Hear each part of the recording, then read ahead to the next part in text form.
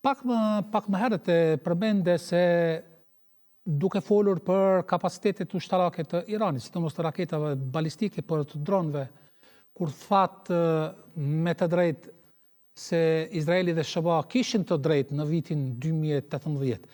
Por në anën tjetër edhe iranianët thonë këtë, apo edhe vendet tjera thonë se edhe ne ishim në të drejtën tonë apo kishim të drejtë sepse prisnim një sulm të mundshëm dhe duhet të përgatiteshim. Qëndron në njëjti argument?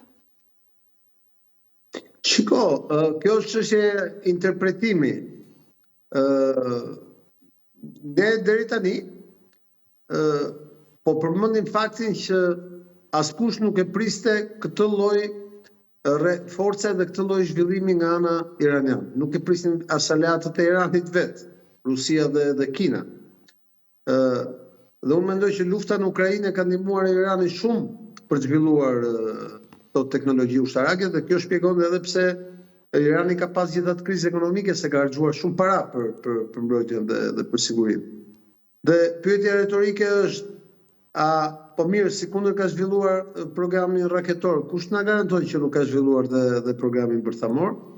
Dhe a është e mundshme që si në të njëjtën mënyrë atëherë kjo fuqi ushtarake rajonale të kthehet një fuqi ushtarake botërore që kërcënon sigurinë botërore?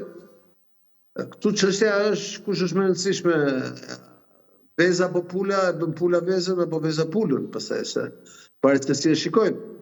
Gjë është e qartë që Irani është një fuqi ushtarake rajonale që po i godet gjithë rajonin. Dhe kjo nuk ka qenë e parashkruar, nuk ka qenë e parapar në asnjë nga librat e gjeopolitikës apo në asnjë nga rrethanat politike dhe gjeopolitike. E aq më tepër e llogaritur edhe nga vetë amerikanët nuk ka qenë, sepse ndryshe s'do ishin në të. Po a kanë të drejtë iranianët të mbrohen? Mund të kenë, po kjo atëherë na bën të themi që ka të drejtë Perëndimi, ka drejt Shëbaja në konkret, po edhe Izraeli i vogël, që thonë ne me një fuqi të tillë raketore, e cila ka dhe potencialin bërthamor, duhet të siguronin veten sepse këta kanë vetëm çështje kohe që do donin zhdukjen e Izraelit nga harta.